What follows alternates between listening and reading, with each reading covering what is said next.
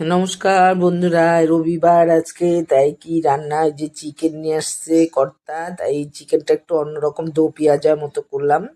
তো বেরেস্তাও করে রাখছি, একটা মশলা ভাজেও রাখছি, আর এই চিকেনটাকে এখন মাখবো। আন্দাজ মতো লবণ দিলাম, আর আদা রসুন কাঁচা লঙ্কা বাটা, আর এই যে মশলার মধ্যে ধনিয়া জিরা, শুকনো লঙ্কা কাশ্মীরি লঙ্কা, তারপরে একটু চিনি, আর এই দই, আর কাঁচা পেঁয়াজ, এটা দিয়ে বাইটে করলাম। মাখবো এটাকে এখন মাইখে রেখে দিলাম কিছুক্ষণের জন্য। আর আধা ঘন্টা মতো মাইখে রেখে দিছি।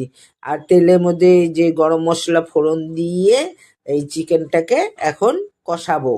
কষানোর পরে এর মধ্যে একটু কস্তুরি মেথিও দিব, তাহলে কি চিকেনের গন্ধটা মানে হয়ে যায়, খুব ভালো লাগে। কস্তুরি মেথিও দিয়ে দিলাম যে চিকেনের মধ্যেও ঢুকে যাবে।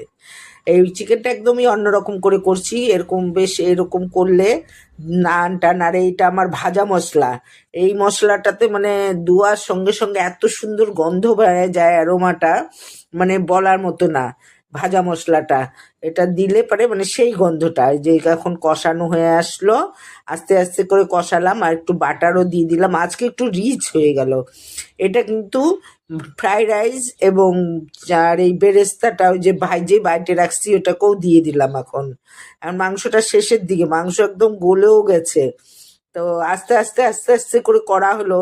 তো অতটা তো আর আমরা দেখাতে পারি না, তো কাটে ছাটে যতটা হয়, তো এই মধ্যেই চেষ্টা করি সম্পূর্ণটা দেখানোর।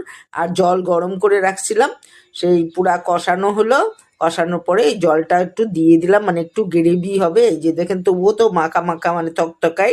আর একটু এখন নাতিকেও খাইতে দিচ্ছি, আর আমিও খাবো।